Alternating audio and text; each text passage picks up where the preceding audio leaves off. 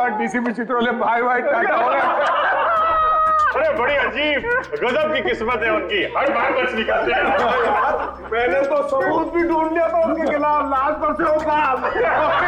हाँ, वो सफेद बाल जो आजकल काला है, काला। अरे सर वो फेमस डीसीपी चित्रोले बाल। मैं तो कहता हूँ उस बाल की वजह से डीसीपी साहब कम से कम 10 साल के लिए अंदर चले जाते। 10 साल के बगैर उस बाल ने उस बाल ने डीसीपी साहब की इज्जत बचा ली, मालूम है? अरे मैं तो बोलता हूँ कि ये बाल फोरेंसिक लैब में रखना चाहिए ताकि सारे स्टूडेंट देख सके। अरे क्या बात कर रहे हैं सर, डीसीपी साहब का बाल लैब में? अरे उनका बाल तो सर म्यूजियम में रखना चाहिए। अरे अभिजीत, मैं ये कह रहा हूँ कि देखो, अगर वो बाल म्यूजियम में रखोगे तो सारे स्टूडेंट्स को याद दिलाता रहेगा कि डिटेक्शन कैसे किया जाता है। डिटेक्शन कैसे किया जाता है, डीसीपी साहब ने डिटेक्शन कैसे किया। सर कैसी बातें कर रहे हैं सर, डीसीपी और डिटेक्शन। सर उनके नाक के नीचे हाथ नहीं पड़ जाएगा ना तो भी उन्हें पता नहीं चलेगा। ऐसा ये निखिल बता रहा था सर। मैंने सिर्फ बोला कि ऐसी बातें मुंह से निकालने से पहले 10 बार सोच लिया कर, मगर सर बोला कुछ नहीं दिखता। अरे ये बात निकल गया, ये रजत भी बोलेगा, हाथी नहीं दिखता उनको। हाँ सर, ये मैंने भी सुना है कि डीसीपी चित्रोले हाथी देख ले तो हाथी खुद बोलेगा कि डीसीपी चित्रोले से बढ़िया इन्वेस्टिगेटर कोई है ही नहीं। अरे यार ये क्या बात करने लगा यार। अभिजीत, ये गलत है, हाथी घोड़ा सब गलत है। अरे क्या इसमें क्या गलत है यार? अभिजीत, जो बात गलत है वो गलत है। अरे क्या गलत है?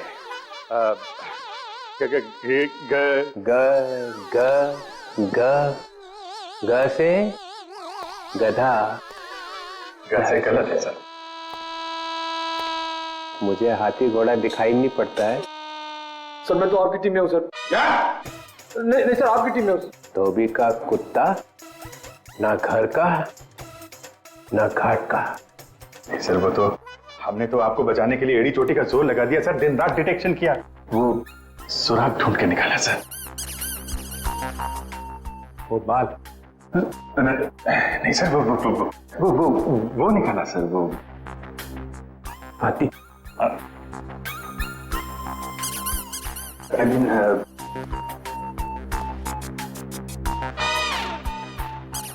सर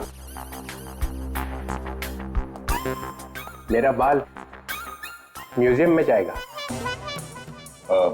हाँ सर, यस सर, म्यूजियम में पढ़ाने के लिए, देश की सेवा में। देश की सेवा? मेरे बाल से देश की सेवा होगी? हाँ sir, of course. You know, officers आएंगे, उस बाल को देखेंगे, डिटेक्शन सीखेंगे। यू नो, डिटेक्शन आपके बाल से। मेरे बाल से डिटेक्शन सीखेंगे? हाँ, डिटेक्शन सीखेंगे मेरे बाल से। देखो तुम लोग आगे आगे क्या होता है।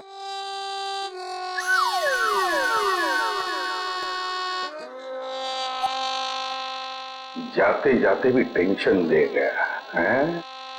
अरे देखा जाएगा।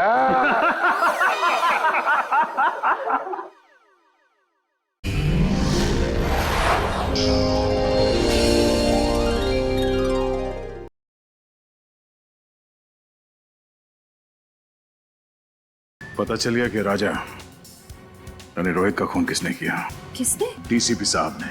अगर उनकी किसी से दुश्मनी होगी तो हमसे होनी चाहिए थी। डॉक्टर सालुके को क्यों मारा सर? उनका दुश्मन कौन हो सकता है?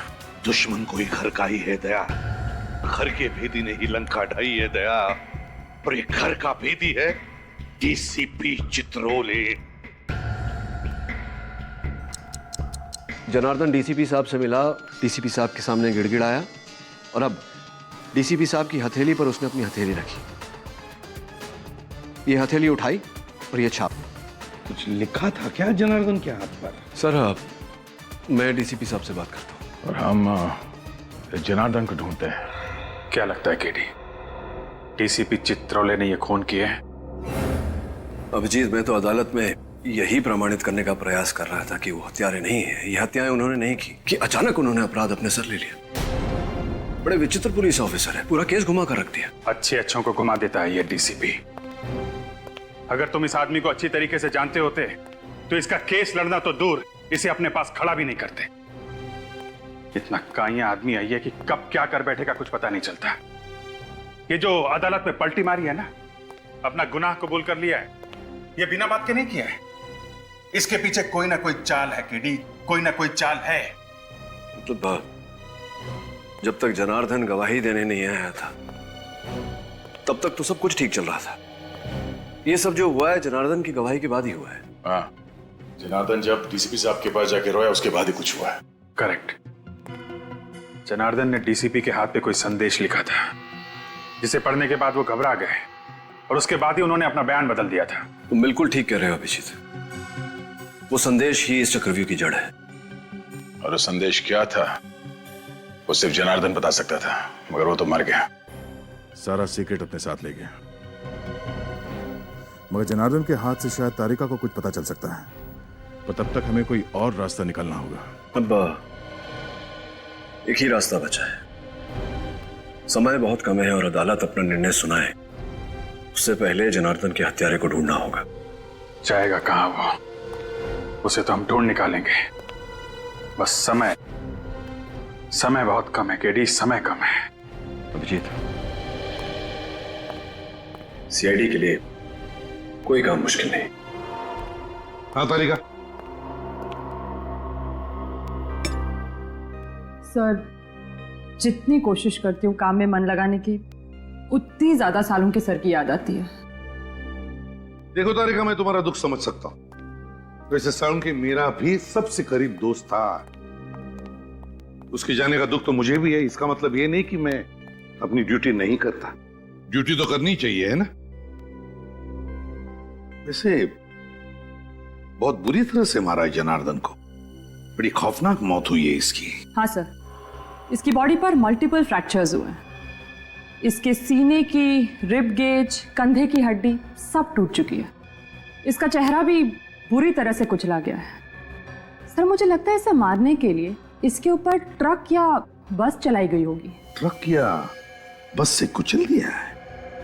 अगर खुनी जनार्दन की मौत एक एक्सीडेंट दिखाना चाहता था तो फिर उसने जनार्दन की लाश को उस वेयरहाउस में क्यों छुपाया? वेयरहाउस में क्यों? ये बात कुछ हजम नहीं हो रही है। सर, हाँ। इसके हथेली पर ये जो कुछ लिखा हुआ है ना? क्या लिखा है डॉक्टर तारिक का? 1 मिनट, अभी बताती हूँ।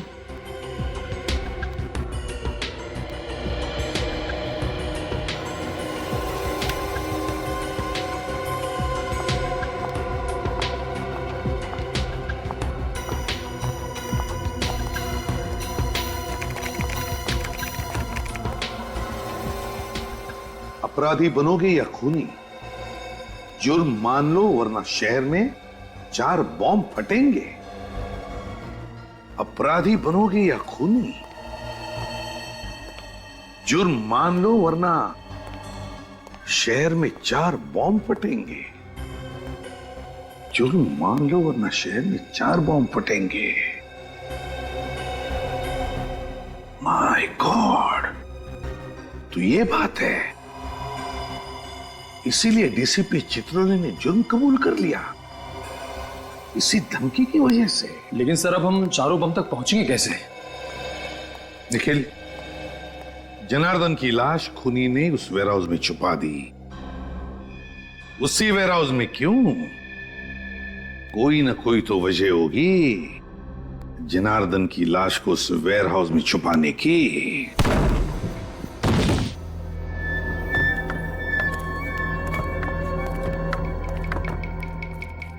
कमाल है, गोडाउन में सामान भरा पड़ा है, मगर ना कोई चौकीदार ना कोई सुपरवाइजर। किसी ना किसी को तो होना चाहिए था यहाँ पे। सर, जब जनार्दन की लाश यहाँ से मिली थी तभी यहाँ कोई नहीं था। सचिन, एक काम करो, बगल में जो गोडाउन है वहां के चौकीदार को लेके वहां पे। कोई ना कोई वजह जरूर होगी जो उन अपराधियों ने जनार्दन की लाश को यहां पे लेकर आए। रजत, जरा ढूंढो करो। सर।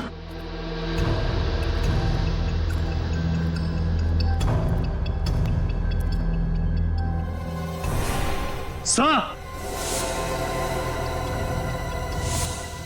हाँ रजत।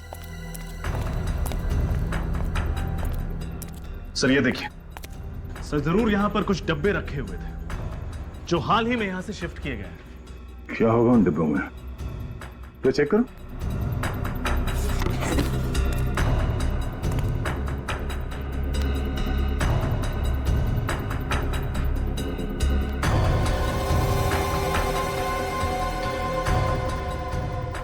सर। हाँ? इसमें तो बस नॉर्मल सामान है, कुछ खास नहीं। और जो बॉक्सेस यहां से ले जाया गया उसमें नॉर्मल सामान नहीं था, आरडीएक्स था। आरडीएक्स? हाँ, वो मुजरिम इस जगह का इस्तेमाल कर रहे थे आरडीएक्स रखने के लिए। सर ये चंद्रकांत है, सामने वाले गोडाउन का वॉचमैन। यहाँ गोडाउन में कोई चौकीदार या सुपरवाइजर नहीं है क्या? एक सुपरवाइजर है सर, पर वो कल से आए नहीं है। क्या नाम है उसका? सर उनका नाम मनोज है। कहाँ रहता है ये? सर विद्याधर नगर। देखते ही ये चौकीदार गोडाउन छोड़ के अपने घर पे क्या कर रहा है। क्या 2 दिन से मनोज जी घर पे नहीं आए? नहीं, चिंता से तो मेरी जान ही निकली जा रही है। पता नहीं वो किस हाल में होंगे, ठीक भी होंगे या नहीं, आप हौसला रखिए, आपके पति जल्द ही घर वापस आ जाएंगे। अच्छा आप ये बताइए, क्या वो किसी जनार्दन नाम के आदमी को जानते थे? जनार्दन? नहीं तो, ये नाम तो उनके मुंह से कभी सुना ही नहीं। ये जनार्दन है, शायद आपने इसे कभी देखा हो। ये जनार्दन है? हाँ, आप इसे जानती हैं? हाँ, पिछले हफ्ते ये आदमी हमारे घर के सामने फोटो ले रहा था। फोटोज? किसकी? पता नहीं, मनोज पूछने गए तो कहने लगा कि मैं फ्रीलांस फोटोग्राफर हूँ और शौक के लिए गली मोहल्लों के फोटो निकाल रहा हूँ। सर मुझे तो लगता है कि ये जनार्दन मनोज के घर की जासूसी कर रहा था।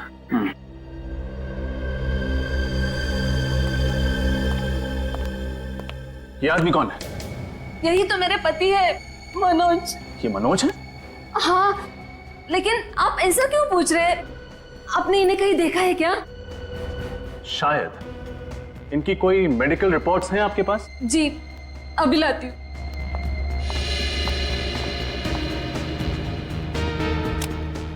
इस फोटो में जो आदमी है, अगर ये मनोज है तो फिर वो डीसीपी साहब के घर पे साळुंखे की लाश। साळुंखे की लाश डीसीपी साहब के घर पर कैसे? साळुंखे, डीसीपी, ये मनोज और साळुंखे। माय गॉड, अब पता चला रजत क्यों चौंक गया था मनोज का फोटो देखकर। ये मनोज और साळुंखे, मनोज और साळुंखे एक ही कद के, एक ही रंग के हैं। ये देखो। सर मतलब जनार्दन कहीं इसलिए तो मनोज की जासूसी नहीं कर रहा था ताकि साळुंखे सर की जगह मनोज को। हाँ पूर्वी, ऐसा ही हुआ है, ऐसा ही हुआ है। किडनैपर्स ने सिर्फ मनोज का इस्तेमाल नहीं किया, बल्कि उसे किडनैप करने के बाद उसके वेयरहाउस में आरडीएक्स रखना शुरू कर दिया। आरडीएक्स रखना तो कहीं ऐसा तो नहीं कि मनोज को किडनैप करने के बाद उसका खात्मा कर दिया, मनोज को मार दिया? तो फिर अगर मनोज को मार दिया तो क्या साळुंखे जिंदा है? हाँ, जरूर साळुंखे अभी भी जिंदा है। और सब इसका डीएनए, उंगलियों के निशान सब डॉक्टर साळुंखे से मैच करते हैं।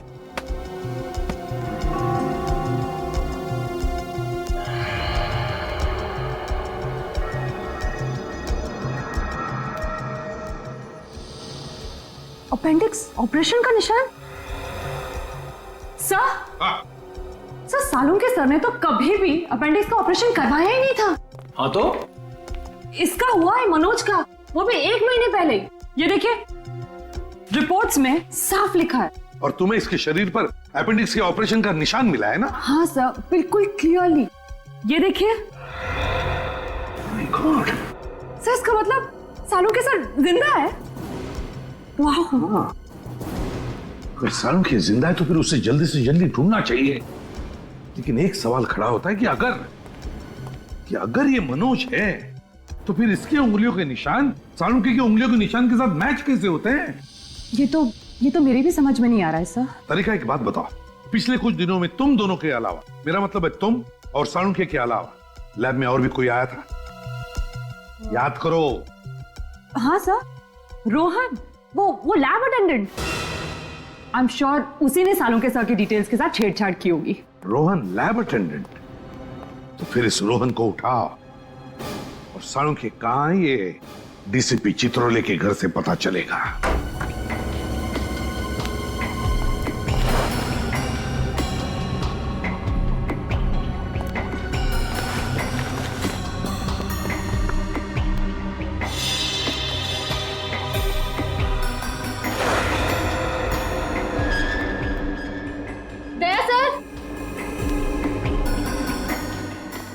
आशा?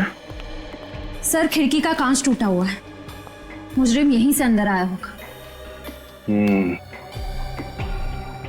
अगर खूनी कांच तोड़ के अंदर आया है तो अलार्म सिस्टम क्यों नहीं बजा? उस दिन भी जब हम दरवाजा तोड़ के अंदर आए तो कोई अलार्म सिस्टम नहीं बजा। इसका मतलब है खूनी ने अलार्म सिस्टम बंद करके रखा है। सर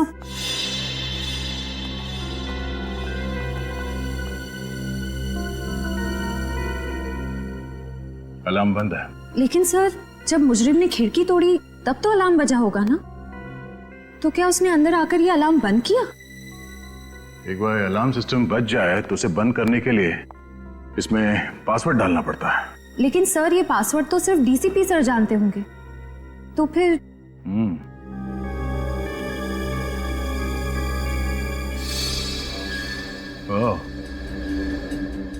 डीसीपी के अलावा ये कैमरा भी जानता होगा वो कोड।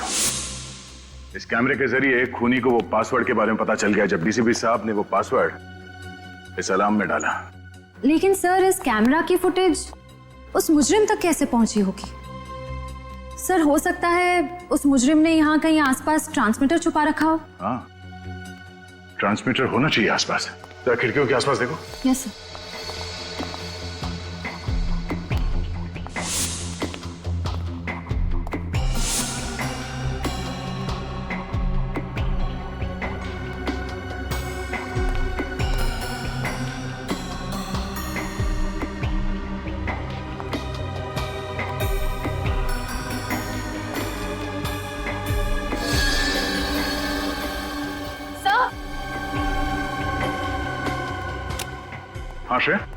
सर ट्रांसमीटर, अगर वो खूनी मनोज की लाश यहां लेकर आया था जरूर किसी गाड़ी में रखे लाया होगा।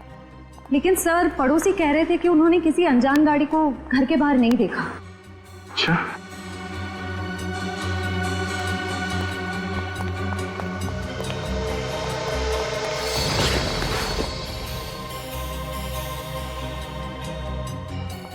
इस न्यूज़पेपर वाले ने जरूर कुछ देखा होगा। देखा, रोहन घर पे है ही नहीं। हर गड़बड़ वाले आदमी के घर के बाहर ताला ही लगा रहता है। हाँ, सीआईडी तो आदी हो चुकी है ताले तोड़ने के। कौन ने जरूर कोई सुराग छोड़ा होगा, ढूंढो।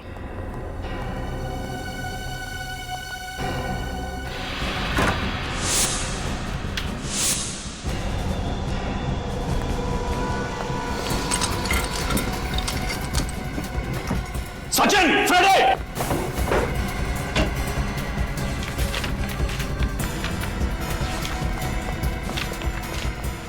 बॉम्ब बनाने का इतना सारा सामान, मतलब रोहन ने लैब में हमारे कंप्यूटर के साथ छेड़छाड़ नहीं की, बल्कि उसने अपराधियों की मदद की है बॉम्ब बनाने में।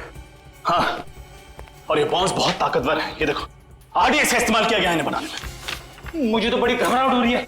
अगर जल्द से जल्द रोहन को पकड़ा नहीं गया तो न जाने कितने मासूम लोग इस बम का शिकार हो जाएंगे। सर कुछ नहीं होगा फ्रेड, रोहन को हम जरूर पकड़ेंगे और बॉम्ब्स मिलने के पहले पकड़ेंगे। टूटा हुआ सिम कार्ड,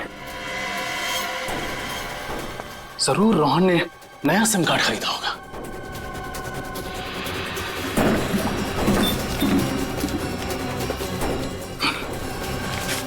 दुकान की पर्ची, इसका मतलब है रोहन ने जरूर नया नंबर इसी दुकान से खरीदा होगा।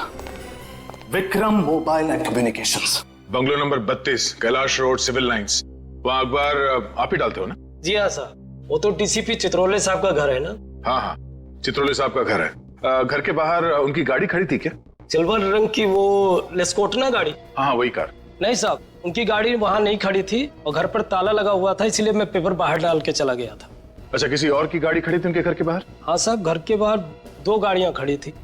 एक ब्लैक कलर की थी एल्सो ब्रांड की और दूसरी थी व्हाइट कलर की वैन। दया, ब्लैक कलर की एल्सॉप गाड़ी तो साळुंखे की भी है, और ये सफेद रंग की वैन किसकी हो सकती है? आपने उस वैन का नंबर देखा था? सर नंबर तो नहीं देखा, लेकिन उसके पीछे कुछ शेर का स्टिकर लगा हुआ था। सर अगर ये शेर का स्टिकर किसी कंपनी का लोगो होगा तो हम इसके बारे में नेट से पता कर सकते हैं। हाँ तो फिर करो, जल्दी करो, देखो।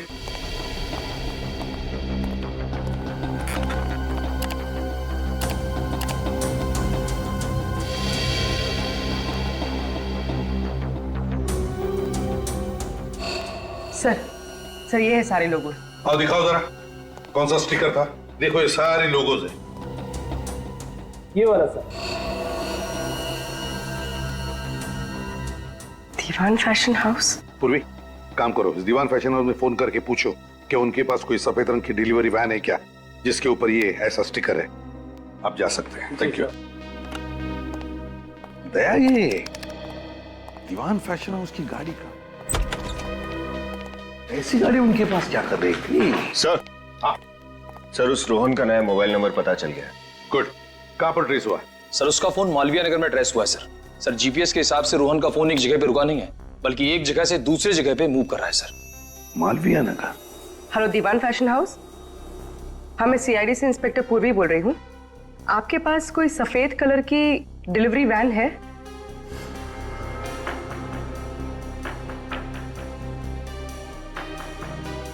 Thank you sir, Diwan fashion house की एक सफेद कलर की वैन चोरी हुई है और उस वैन का नंबर है ABZ 4717AZ। ओह, दया कंट्रोल रूम को फोन करो, उनसे कहो कि अगर ऐसे सफेद रंग की कोई डिलीवरी वैन दिखे तो हमें तुरंत इन्फॉर्म करें। Yes sir. और फिर ये रोहन, इस रोहन का तो जल्दी से जल्दी पता लगाना पड़ेगा। शायद ये सारे बॉम्ब्स उसी के पास है।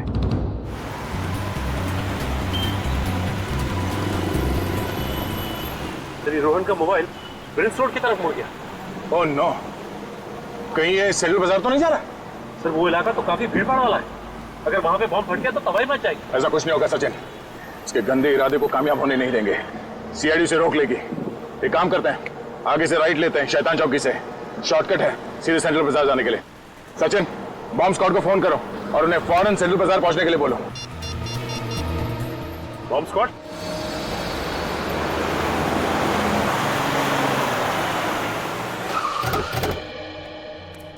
यहीं से आ रहा है? हाँ सर, सिग्नल तो यही बता रहा है सर। कहां पर? यहाँ से सामने।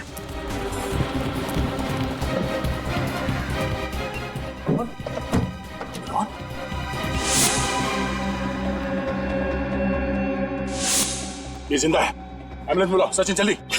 रजत इसे बाहर निकालो। संभाल के, गोली सीधे छाती पे मारी है।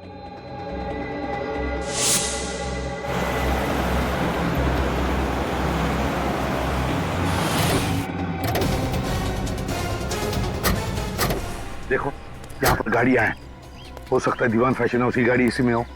देखना जरा, चौकन्ना रहना। सर वो रही बहन। हाँ संभाल के।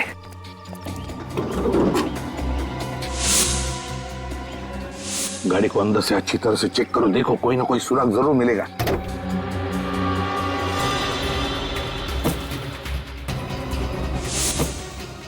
सर। हाँ क्या हुआ? लाश। इसके कपड़ों से तो लगता है ये इसी वैन का ड्राइवर है। सर लगता है कि मुजरिम उन सभी लोगों को मार रहा है जिन्होंने उसका साथ दिया। हाँ पूर्वी, इसीलिए तो रोहन को भी गोली मारी उसने। सर इसकी जेब में कोई आईडी तो नहीं, बस ये मोबाइल फोन है। दीवान फैशन है उसका नंबर, लेकिन कांटेक्ट नंबर नहीं है। अरे फोन रिकॉर्ड्स में इनकमिंग आउटगोइंग कुछ भी नहीं।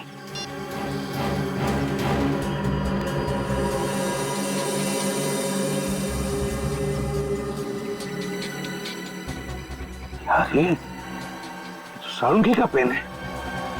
इसका मतलब है सारुंगी को इसी वैन में ले जाया गया किडनैप करके। My God. निखिल जल्दी से बॉम्ब डिटेक्टर लेकर आ, हो सकता है इस गाड़ी में बॉम्ब है।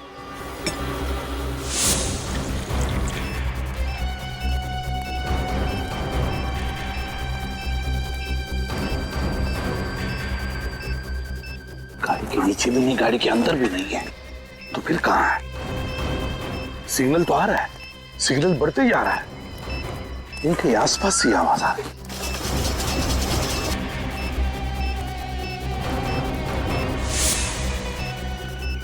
सिग्नल और भी बढ़ने लगा।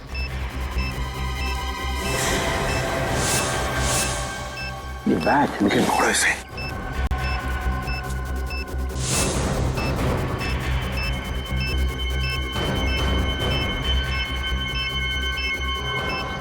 सिग्नल तो दिखा रहा है, बॉम्ब यहीं कहीं आसपास है।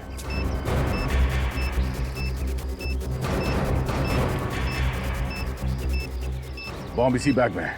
लोगों को हटाओ यहाँ से, खाली करो जगह को। सब लोग पीछे। भाई साहब इधर सीआईडी इन्वेस्टिगेशन चल रहा है, आपकी जान को खतरा है। चलिए बाहर बाहर प्लीज। एक्सक्यूज मी, आप लोग भी चलिए प्लीज, आपकी जान को खतरा है। चलिए प्लीज प्लीज जाइए। इसी में बॉम्ब है, इसी में। ब्रीफकेस आपकी है? No sir. आप दोनों में से किसी की है? नहीं सर, काफी देर से यहाँ पे पड़ा है। आप में से किसी की ब्रीफकेस है या किसी ने छोड़ी है इधर? ठीक है, सबको पीछे कर दो। आइए जल्दी आइए प्लीज, दूर हो जाइए जल्दी। रुक इधर। स्कूटर यहाँ पे किसने पार्क किया? ये सब सुबह से यहाँ खड़ा है, मुझे नहीं पता किसका है। स्कूटर सुबह से ऐसे ही खड़ा है यहाँ पे? हाँ साहब सुबह से खड़ा है यहाँ पे। तुमने देखा ना किसने पार्क किया स्कूटर? साहब मैं अपने काम में बिजी था, मुझे ध्यान नहीं रहा। चलो भागो यहाँ से।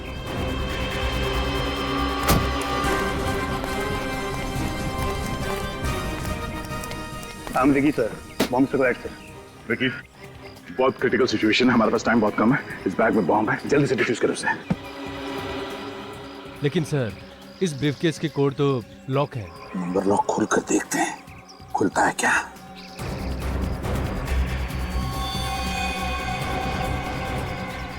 समझ में नहीं आता ये क्या नंबर्स हैं। काम करो, बॉम्ब स्क्वाड को फोन करो, बोलो जल्दी आ जाए वो लोग।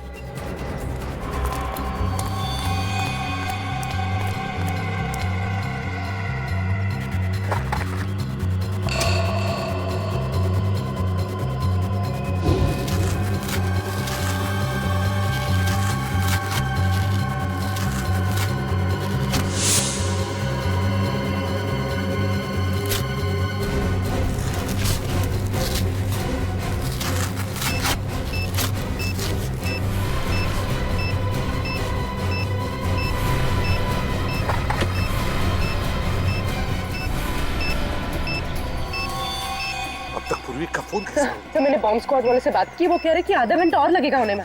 और आधा घंटा? देखिए आधा घंटा बहुत लेट हो जाएगा। बताइए बॉम्ब डिफ्यूज कैसे करना है? हाँ मैं एसीपी प्रद्युम्न बोल रहा हूँ। एक मिनट, स्पीकर फोन ऑन करो जल्दी।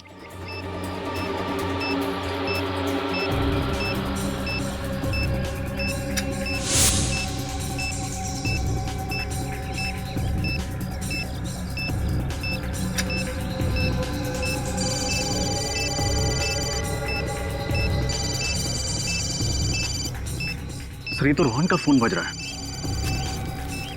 कोई लैंडलाइन नंबर है। सर फोन नहीं उठाएगा, अगर फोन रिसीव किया तो बम फट जाएगा सर। इसका कनेक्शन इससे है सर। व्हाट? जल्दी कुछ कीजिए। अब बम पे टाइमर लगा हुआ, टाइमर बंद है, घड़ी बंद है। वो है उसमें दूसरा तार लगा हुआ है, पीले रंग की, लाल रंग की और नीले रंग की वायर्स हैं। एक काम करिए, पहले आप पीला वाला वायर काटिए। पीला वाला।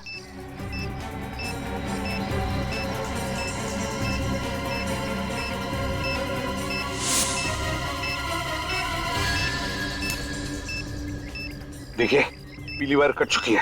अब बताइए आगे क्या करना है, जल्दी बताइए प्लीज। ये तो वैन के ड्राइवर का फोन है। यहाँ तो टाइमर शुरू हो गया है। फोन रिसीव मत करना, अगर रिसीव किया तो बॉम्ब फट जाएगा। हेलो, सुन लिया आपने? बॉम्ब एक्टिवेट हुआ है सेल फोन के जरिए। अब क्या करें हम? 7 सेकंड बचे।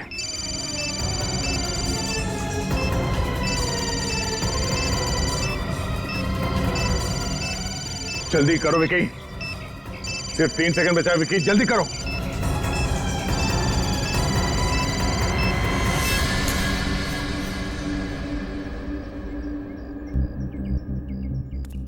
एक बॉम्ब को तो फटने से रोक लिया, न जाने बाकी के बॉम्ब्स कहां रखे हैं।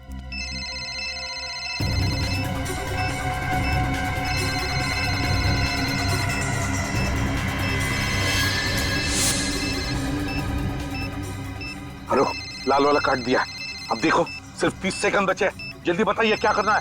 आप लोग भाग जाइए वहां से, हट जाइए पीछे, My फटने God. वाला है। जल्दी लेट्स गो, चलो जल्दी।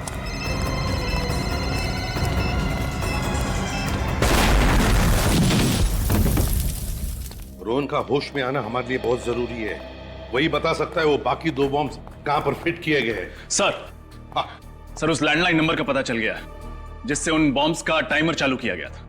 किसका नंबर है? सर एक पीसीओ है प्रीतमपुर इलाके में। मैंने पीसीओ के मालिक से पूछताछ की, लेकिन उसे तो बॉम्ब्स के बारे में कुछ भी नहीं पता। उसे भी कुछ नहीं पता? या तो रोहन बेहोश है, फिर प्रीतमपुर के पीसीओ वाले को बॉम्ब्स के बारे में कुछ पता नहीं, तो फिर ऐसी कौन सी कड़ी है जो हमें उन बॉम्ब्स तक पहुंचा सकती है? सर शायद डॉक्टर सालुंखे हमें कुछ बता सके। हाँ, सालुंखे बता सके। अगर हम सालुंखे तक पहुंच गए ना, तो सालुंखे हमें जरूर उन 2 बॉम्ब्स के बारे में बता सकेगा। सर एक ऐसा सुराग पता चला है जिससे शायद हम लोग डॉक्टर सालुंखे तक पहुंच सकेंगे। कैसा सुराग? सर मैं दीवान फैशन हाउस रहा हूँ। वहां के मैनेजर ने मुझे बताया कि वहां से निकलने से पहले उस कार्गो वैन ने 12,500 किलोमीटर की दूरी तय की थी। और जब हमें वैन मिली तब कितनी चली थी? Sir 12,550 kilometre. मतलब वैन फैशन हाउस से निकलने के बाद 50 किलोमीटर चली थी। और सर ये वैन हमें जहां पर मिली है वहां से फैशन हाउस की दूरी लगभग 30 किलोमीटर है। तो मतलब वैन 20 किलोमीटर ज्यादा चली है। तो इसका मतलब है जहां पर वैन मिली थी वहां से 10 किलोमीटर के दायरे में ही सालुंखे को कहीं पर बंदी करके रखा है। और ये जगह जरूर किसी बीच के आसपास है, क्योंकि वैन के टायर से और ड्राइवर के जूते से हमें रेत मिली है। जरा मैप दिखाओ। Yes sir.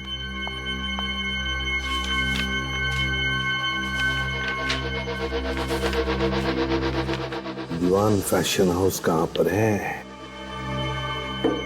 ये रहा दीवान फैशन हाउस, और हमें वैन मिली थी उनकी यहां पर।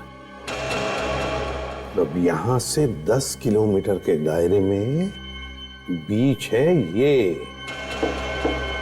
प्रिस्टीन बीच। बस प्रिस्टीन बीच के आसपास जितने भी घर, जितनी भी बिल्डिंग्स हैं, सब चेक करो। सालुंखे को वहीं पर कहीं बंदी करके रखा होगा। हाँ डॉक्टर साहब, रोहन को होश आ गया? Wonderful news. हाँ डॉक्टर साहब, तबीयत कैसी है इसकी? अब डरने की कोई बात नहीं, वो खतरे से बिल्कुल बाहर है। Now is absolutely fine. तुम्हारे बॉम्ब्स लगाने की वजह से पूरे 40 लोगों की जानें चली गई। ये तो अच्छा हुआ कि हम लोग वहां पे वक्त पे पहुंच गए, वरना मरने वालों की तादाद सैकड़ों में होती, समझे? मुझे माफ कर दीजिए सर। उन लोगों ने मेरी माँ को किडनैप कर रखा है प्रीतमपुर में, इसलिए उन लोगों की बात मानने के अलावा मेरे पास कोई दूसरा रास्ता नहीं था सर। मैंने जो कुछ भी किया सर, उसके लिए मैं वाकई बहुत शर्मिंदा हूँ सर। अभी नाटक बंद कर, चुपचाप ये बता कि बाकी बॉम्ब्स कहाँ रखे हुए हैं। एक तो टॉयलेट स्कूल में और दूसरा बंदी पार्क में। क्या? बच्चों के स्कूल में? तुम मासूम बच्चों की जान लेना चाहते हो? ये बताओ कि कौन सा आतंकवादी संगठन है? मैं नहीं जानता सर। उन लोगों के चेहरे तो देखे होंगे तुमने, उनका स्केच बनवा सकते हो? नहीं सर, उन लोगों ने मास्क पहना हुआ था सर, और काम होने के बाद मुझे गोली मार दी सर। चलो बॉम्ब्स को फटने से रोकना। सर उन लोगों ने डॉक्टर सालुंके को भी किडनैप कर रखा है। क्या? सालुंके साहब को? सालुंके साहब को कहाँ रखा गया? तुम्हें मालूम है? नहीं सर, पर वो लोग इतना कह रहे थे कि जब तक उन्हें वो चीज मिल नहीं जाती तब तक वो सालुंके को मार भी नहीं सकते। चलो एक तो अच्छी खबर दी तुमने, इसका मतलब डॉक्टर सालुंके जिंदा है।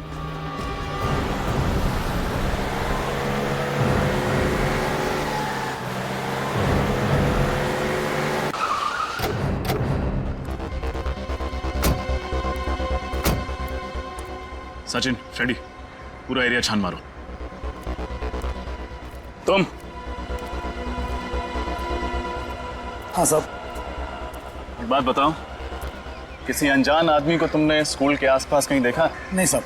ठीक से याद करो, कोई आदमी जिसके पास बैग हो, कोई ब्रीफकेस हो। नहीं साहब, ऐसा तो कोई आदमी नहीं देखा। स्कूल के अंदर कोई अनजान आदमी तो नहीं घुसा ना? नहीं साहब, स्टूडेंट्स और पेरेंट्स के अलावा अंदर किसी भी इंसान का जाना मना। और अगर कोई आदमी पेरेंट बन के घुस जाए तो? सर, पेरेंट्स के स्पेशल आई कार्ड होते हैं, हम उसे देख के अंदर छोड़ दें। हाँ ठीक है। ये स्कूटर किसका है?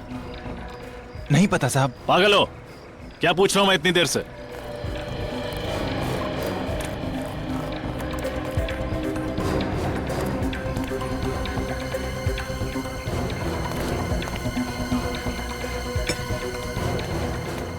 अरे भाई साहब क्या कर रहे हो आप? अरे मेरा स्कूटर है ये। अरे तुम गाड़ी दिखा। काट, ये लीजिए काट।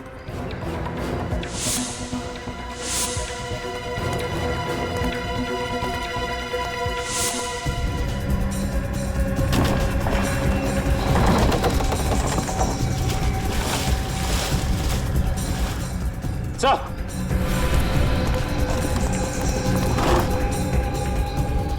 ब्रीफकेस? बिल्कुल ऐसा ही ब्रीफकेस तो MI रोड पर था। फ्रेडी, बॉम्ब स्क्वाड को फोन लगा।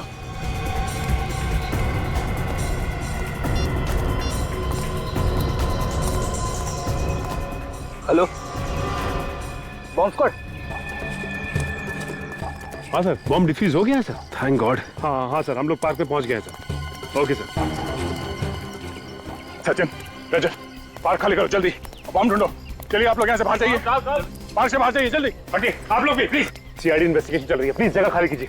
खाली कीजिए, खाली कीजिए, पार्क खाली कीजिए, जल्दी जल्दी प्लीज।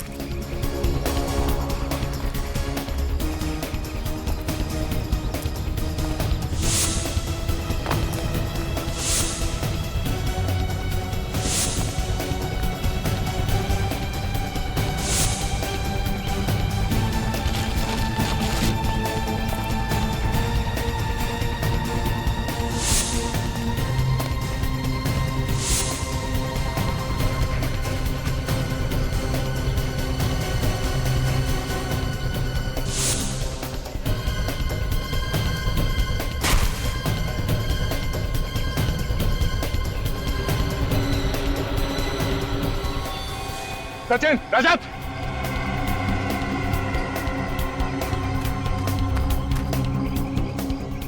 ब्रीफकेस, शायद इसी में बॉम्ब है। बॉम्ब स्क्वाड को फोन करो जल्दी।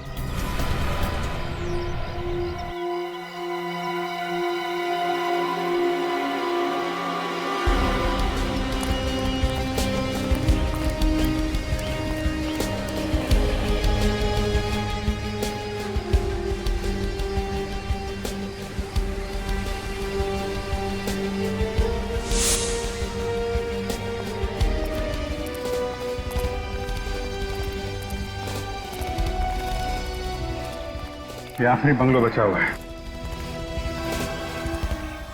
टायर मार्क्स देखा था?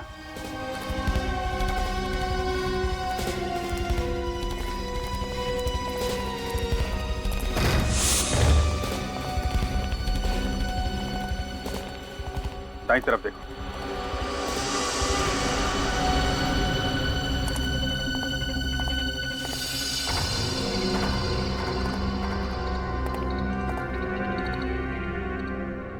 खून?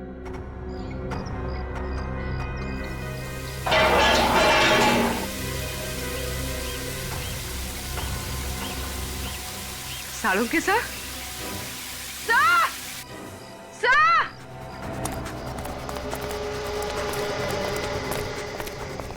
क्या हुआ पूर्वी? सर ये देखिए। Oh my God! डॉक्टर साहब! डॉक्टर साहब!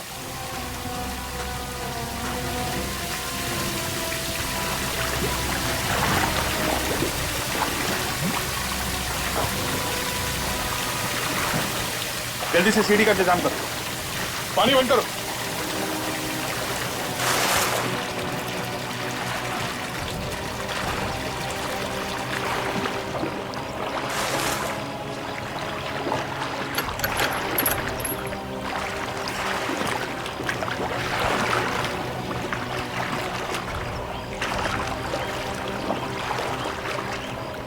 जरा संभाल के ऊपर।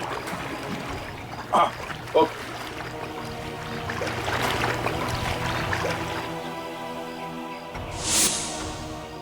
डॉक्टर साहब, पूर्वी, जल्दी हॉस्पिटल में फोन करो।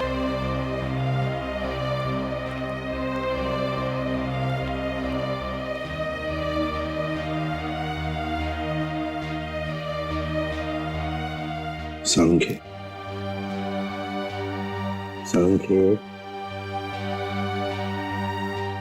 अबे तू तो जिंदा है? कहा था ना मैंने, इतनी जल्दी शहीद नहीं होने दूंगा मैं तुझे।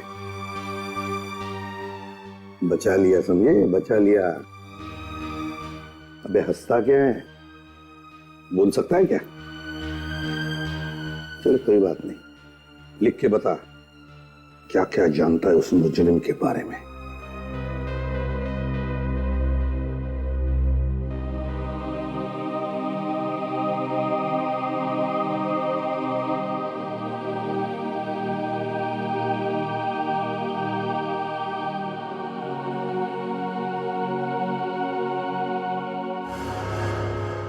तीजा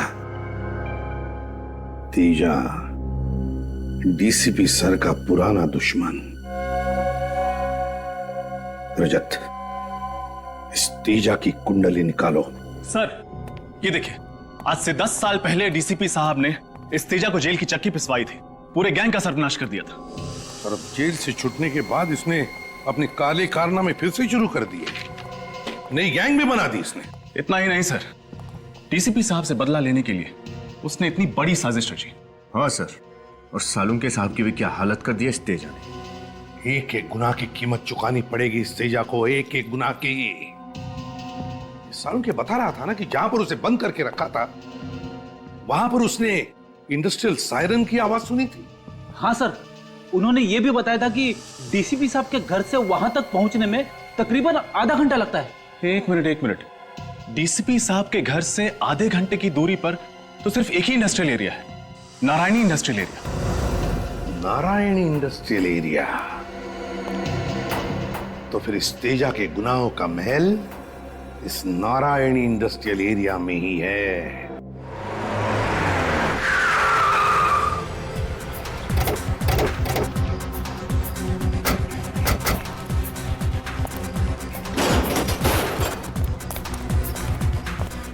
कहाँ जा रहे आप लोग? थाने के अंदर जा रहे हैं। अंदर जाने अलाउड नहीं है।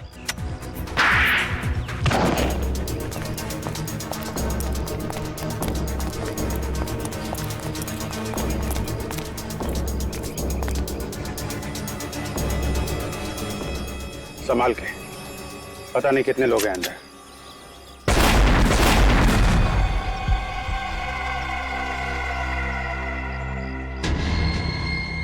माय गॉड, माइंस बिछा रखे हैं यहाँ पे तो। पहले इन माइंस को खत्म करना पड़ेगा।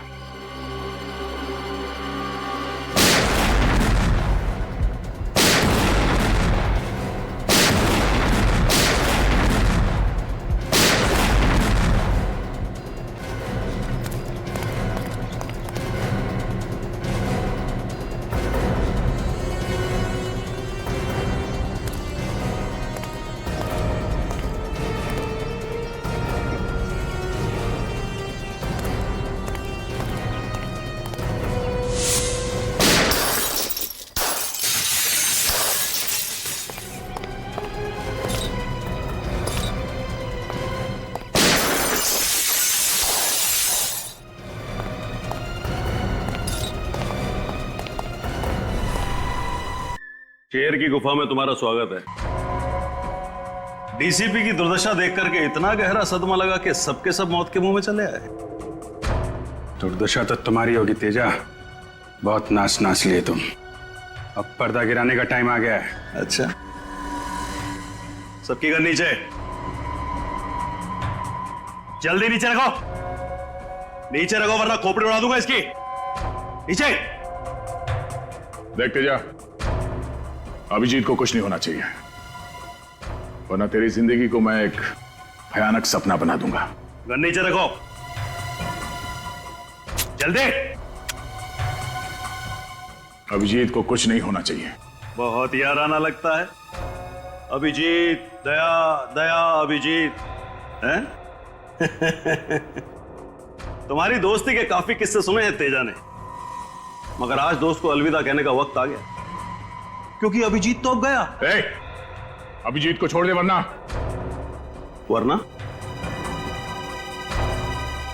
वरना क्या?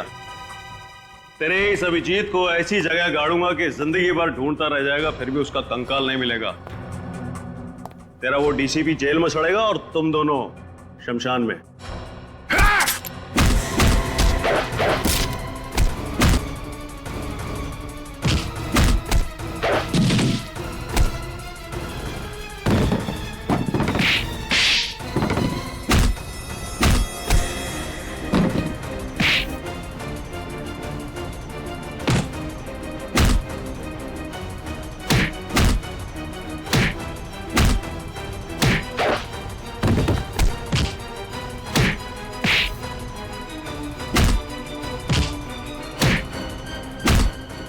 क्या बोला तू?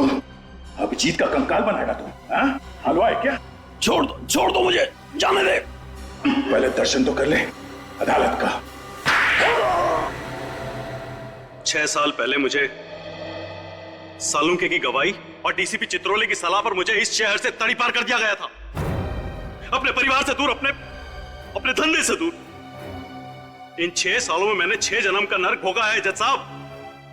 तब मैंने इरादा किया कि जिस दिन भी मैं मुंबई लौटूंगा, सालुके और डीसीपी चित्रोले से अपने 6 साल का बदला 6 गुना ज्यादा लूंगा, मौत से भी बदतर सजा दूंगा इनको। तब मैंने ये प्लान रचा, रोहित का खून इस तरीके से किया कि देखने वालों को लगे कि उसकी मौत डीसीपी के हाथों हुई है।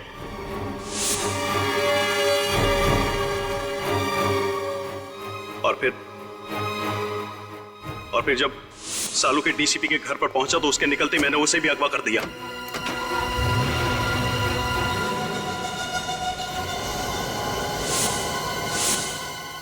और फिर सालू के कपड़े एक लाश को पहनाकर अपने आदमियों के द्वारा डीसीपी के कमरे में छुपा दिया। उसका चेहरा इस कदर बिगाड़ दिया कि देखने वाले पहचान नहीं सके कि वो कौन है। और फोरेंसिक्स की वो रिपोर्ट जो कहती थी कि वो मृत शरीर डॉक्टर सालुंके की है, वो भी स्पष्ट है कि आप ही ने बदलवाया है। जी हाँ, ये काम भी मेरे आदमी ने किया। कंप्यूटर टेक्नीशियन के भेस में जाकर बड़ी चालाकी से उसने सालुंके के डेंटल, डीएनए और ब्लड रिकॉर्ड्स उस लाश के रिकॉर्ड्स के साथ में बदल दिए। राइट, और छोटू चाय वाला और ड्राइवर जनार्दन, ये भी आप ही के आदमी थे? जी हाँ, वो सब भी मेरे आदमी थे। मैं डीसीपी चित्रोले की बाकी की जिंदगी सलाखों के पीछे देखना चाहता था और सालुंके को अपने पास में कैद रख करके घुट घुट करके मौत देना चाहता था, लेकिन तुमने और सीआईडी ने मिलकर के सब बर्बाद कर दिया। Sorry about that. One who lives by the gun dies by the gun. Teja, जो व्यक्ति बर्बादी को पालता है, उसका अंत भी बर्बादी ही होती है। The defence finally rests your honour.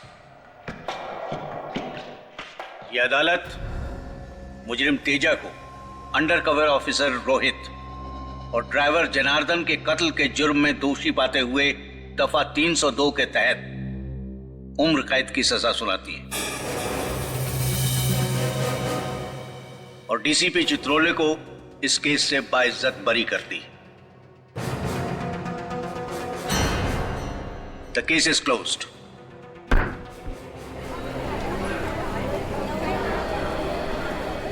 और साहब। जी जायसवाल साहब। अक्सर जब मैं हारता हूं तो नाराज होता हूं, लेकिन आज खुश हूं। देश को बचाया आपने। देश को बचाने का श्रेय आपको जाता है जायसवाल साहब। हाँ, वो लंदन का टेलीफोन नंबर आप ढूंढने नहीं गए होते तो। सी यू। अरे डीसीपी साहब, पुराना माने तो एक बात कहूं? नहीं नहीं, पता चला है सीआईडी से कि आप बड़े ही नटखट हैं। हमेशा सीआईडी में कुछ न कुछ करते रहते हैं। डीसीपी साहब, अब तो सुधर जाइए। केडी, तुम हो ना, अगर कुछ करूंगा भी तो बचा लेना। लो कर लो बात।